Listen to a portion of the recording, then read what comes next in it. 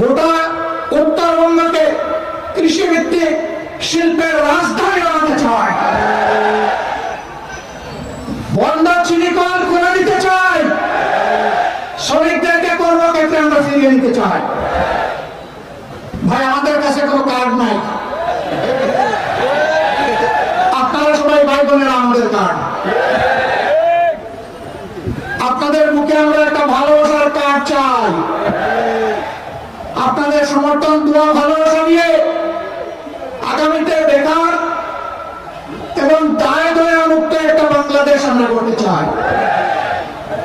কারণ দয়ার পাত্র হয়ে বাংলাদেশের কোন এলাকার মানুষ বসবাস করবে তা আমরা দেখতে চাই না। কে কার উপর দয়া করে জনগণের ট্যাক্সের টাকায় পরে দৌড়ে পদ্ধারি, এ আমরা করব না। আমরা যুবকের হাত শক্তিশালী করবো ইনশাআল্লাহ, আমরা যুবতীর হাতও শক্তিশালী করবো ইনশাআল্লাহ। পরিবার যেমন নারী পুরুষের সমন্বয়ে গড়ে উঠে সমাজের সবচেয়ে ক্ষুদ্র এবং সমাজের ভিত্তি হিসেবে পরিবার যেমন গড়ে উঠে, আমরা নারী পুরুষ মিলে বাংলাদেশকে গড়ে তুলবো ইনশাআল্লাহ।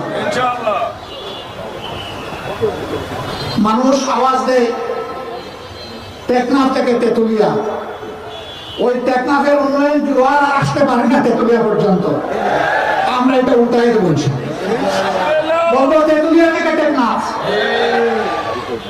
এতদিন টেকনাফ থেকে তেতুলিয়া হয়েছে, এখন ব্যালেন্স হওয়া দরকার, এখন হবে তেতুলিয়া থেকে টেকনাফ।